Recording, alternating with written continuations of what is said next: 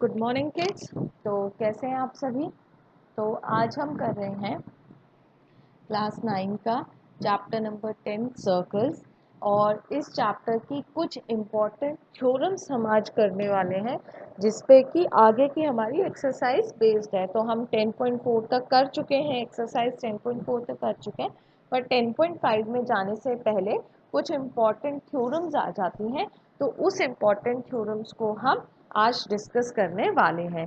तो ये जो थ्योरम है ना, ये जो नेक्स्ट थ्योरम है, that is very important theorem. अब इस थ्योरम का स्टेटमेंट क्या कहता है, देखो प्रूफ भी है, वैसे तो इस थ्योरम का प्रूफ भी करेंगे, पर सबसे पहले इस थ्योरम का स्टेटमेंट पढ़ते हैं, ठीक है।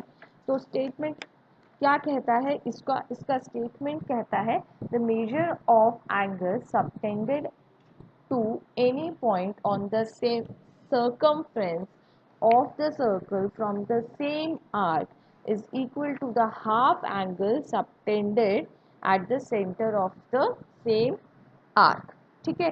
तो अब देखो, ये तो बहुत सारा आर्क हो गया, सर्कमफ्रेंस हो गया, बहुत सारा कुछ कुछ ऐसे हो गया।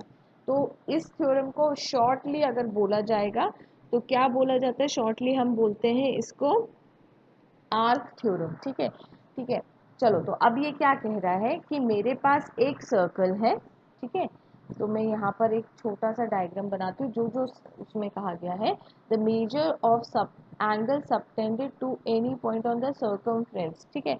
तो मैंने यहाँ पर दो पॉइंट लिए हैं भाई, और इसको जोड़ा है सर्कमफ्रेंस से। ठीक है। तो ये जो एंगल का जो मेजर है और ये जो सेंटर है, यहाँ पर ये जो सेंटर से अगर इन दो पॉइंट लिए हैं, इस पॉइंट को एक बार सर्कमफ्रेंस पे जोड़ा है और एक बार सेंटर पे जोड़ा है, तो सेंटर पे जो एंगल बनेगा वो इस वाले एंगल का दुगना बनेगा। तो ये अगर x है तो ये कितना बन जाएगा, 2x। और अगर ये ऐसे है, ये सेंटर पे, तो अगर ये हमारा y है तो ये कितना बन जाएगा, y/2। ठीक है। तो यहाँ पर जो एंगल बनेगा वो कितना हो जाएगा, आधा, और सेंटर पे जो एंगल बनेगा वो कितना हो जाएगा, ट्वाइस। कितना हो जाएगा, ट्वाइस। ठीक है। अब ये चीज़ तो समझ में आ गई कि थ्योरम क्या कहती है। अब देखो, स्टेटमेंट वैसे इसका कभी पूछा नहीं जाता है, इसको जब भी देंगे तो आपको पूरे स्टेटमेंट के साथ ही देंगे, बट फिर भी मैं सजेस्ट करूँगी कि ये स्टेटमेंट दो चार बार पढ़ लें, और इसको अपनी लैंग्वेज में भी लिख सकते हैं अगर स्टेट एंड प्रूफ आ गया तो। ठीक है, बट स्टेट एंड प्रूफ बहुत कम आता है एग्जाम पर्पज से। तो चलो, अब क्या करना है, इस थ्योरम को हमें प्रूफ करना है। अब प्रूफ क्या करना है, देखो, अब सबसे पहले यहाँ लिख देते हैं टू प्रूफ।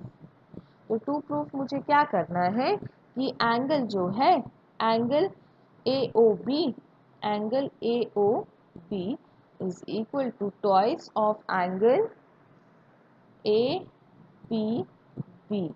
ठीक है। तो ये वाला जो एंगल है इसका ट्वाइस है, या ए ओ बी आधा है ए पी बी का, कुछ भी ऐसे दोनों में से कोई भी एक चीज़ आप प्रूफ कर सकते हैं। ठीक है।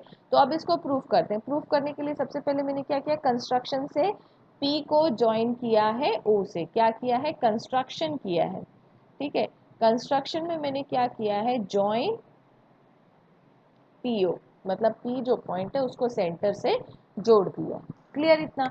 अब ध्यान से देखेंगे, देखो लिखना बाद में, पहले समझ लो इस चीज़ को। अब डायग्राम पे कॉन्सेंट्रेट करेंगे, सिर्फ 2 मिनट की बात है, मैं 2 मिनट में समझा दूंगी, जस्ट फोकस फॉर 2 मिनट्स। ठीक है। अब ये देखो, centre point on the circumference, centre point on the circumference, मतलब ये जो डिस्टेंस है रेडियस, ये जो डिस्टेंस है रेडियस। ठीक है। तो अब भाई क्या हो गया, ये जो है इसके सामने वाला एंगल, ये इसके सामने वाला एंगल, ये इसको भी x मान लिया, इसको भी y मान, इसको x मान लिया। ठीक है। तो दोनों x हो गए भाई। ठीक है। अब देखो, एक्सटीरियर एंगल थ्योरम क्या कहती है, एक हमने एक्सटीरियर एंगल थ्योरम पढ़ी थी। तो ये एंगल कितना हो जाएगा भाई, x प्लस एक्स कितना हो जाएगा, 2x। ठीक है। क्लियर। अब देखो इस साइड वाले में आते हैं, ये वाला रेडियस, ये वाला रेडियस, तो ये एंगल कितना, y, ये एंगल कितना, y। तो एक्सटीरियर एंगल थ्योरम क्या कहेगी, ये एंगल कितना हो गया, 2y। क्लियर है इतना, 2y। अब देखो एंगल ए ओ बी, अब मैं एंगल ए ओ बी मेरा क्या है 2x प्लस 2y, डन। और मेरा एंगल ये क्या है A P B, A P B क्या है भाई x एंड y, ठीक है x एंड y, क्लियर है इतना। तो ये हो जाएगा 2x plus y which is equal to x plus y, ठीक है। मतलब ये इक्वल टू नहीं है, इक्वल टू नहीं लगा रही हूँ मैं, ठीक है। तो ये कितना हो जाएगा 2x प्लस वाई हो गया। अब x प्लस वाई क्या है मेरा A P B, angle A P B क्या है मेरा angle A P B, x plus y देखो ये दिख रहा होगा डायग्राम में, एक्स प्लस वाई क्या है मेरा एंगल ए पी बी। और हमने शुरू कहाँ से किया था, एंगल ए ओ बी से हमने शुरू किया था, ए ओ बी को लिखा था 2x और 2y, ठीक है। अब 2 कॉमन ले लिया तो क्या बचा x प्लस वाई। अब भाई x प्लस वाई यहाँ से दिख रहा है कि ए पी बी है, तो ये हो गया ए पी बी। तो जो चीज़ हमें प्रूफ करनी थी वो हमारी प्रूफ हो गई, क्लियर है इतना। अब इसको लिखेंगे कैसे, उसका पूरा स्टेटमेंट वाइज यहाँ पर आपको मिल जाएगा, ठीक है। तो देखो ये क्या करना है, दिस इज टू प्रूफ, ठीक है, ये टू प्रूफ करना है। कंस्ट्रक्शन मैंने ज्वाइन किया है, यहाँ पर इसने डी से किया, हमने सेंटर ओ से ज्वाइन किया था। अब in triangle A O P, A O P ये वाला ट्राइंगल में, ठीक है।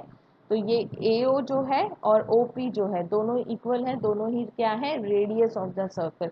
तो ये वाला जो एंगल है और ये वाला जो एंगल ये आपस में इक्वल हो गए, ठीक है। और इन दोनों का एंगल का जो सम है ये बाहर वाले के हो गया, ये एक्सटीरियर एंगल प्रॉपर्टी मैंने लगा रखी है, ठीक है। तो ये मेरा पहला इक्वेशन हो गया 1, पहला मतलब इक्वेशन नंबर 3 हो गया, ठीक है। अब ऐसे ही नीचे जाएंगे तो सिमिलरली हमें क्या मिलेगा, बी ओ डी जो है वो इसका टॉइस मिलेगा, और यहाँ से हमने ये कैलकुलेट कर लिया है, ठीक है। तो ये पूरा स्टेटमेंट्स के साथ यहाँ पर लिखा हो, पर बेसिक लॉजिक मैंने आपको वहाँ समझा दिया है। आप एग्जाम में एक्स एंड वाई के साथ सॉल्व कर सकते हैं।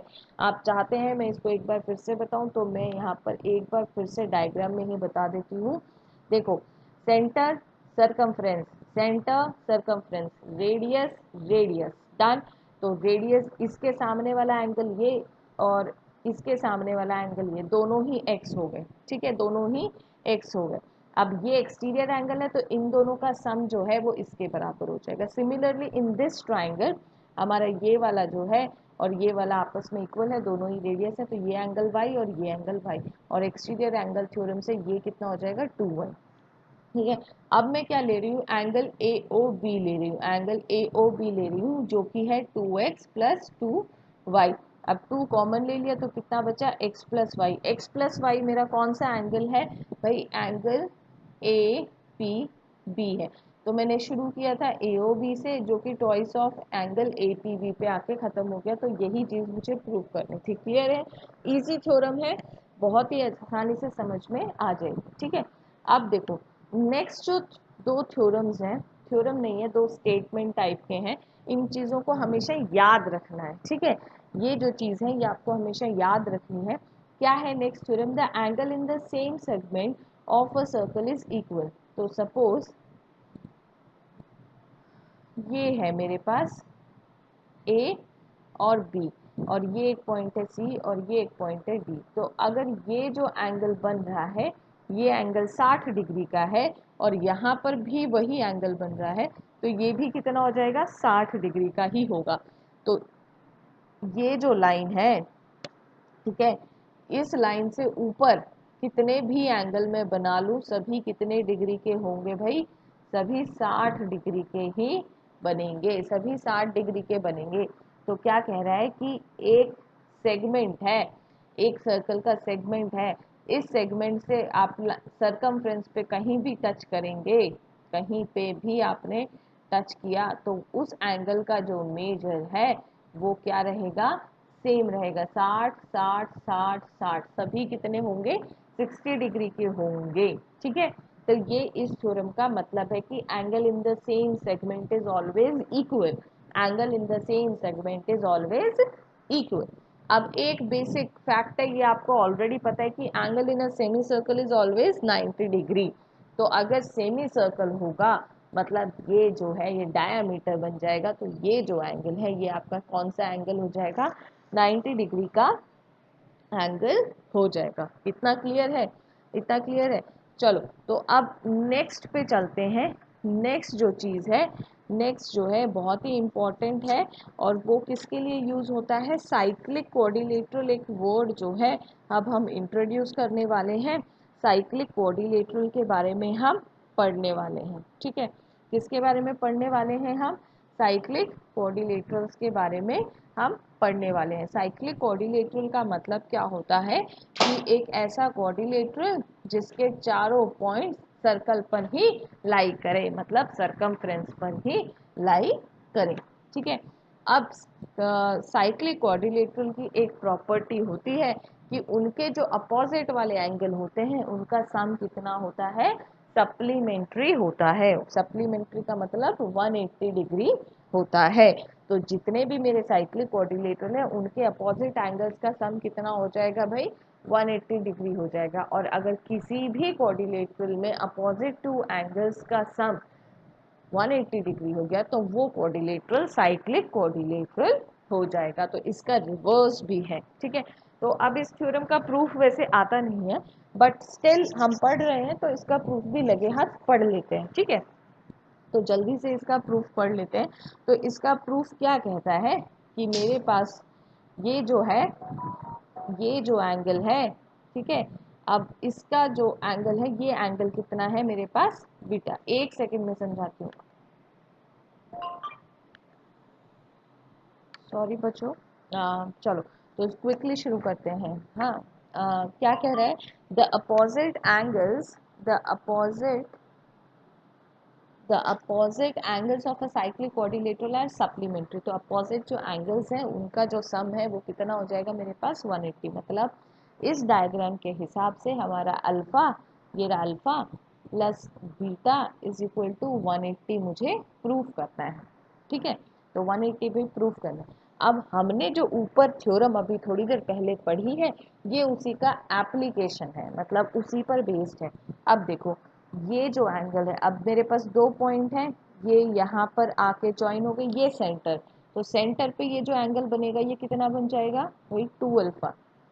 कितना बन जाएगा, 2 अल्फा।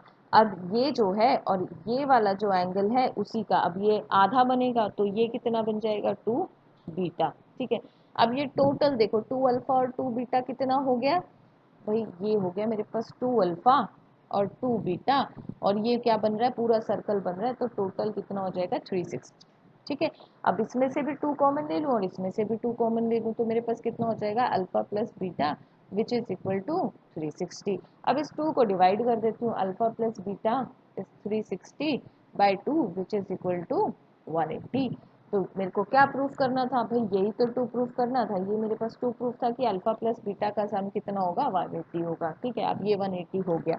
अब इसका लिखने का तरीका नीचे है, पर मैं पहले ये बता देती हूँ कि मैंने कैसे किया।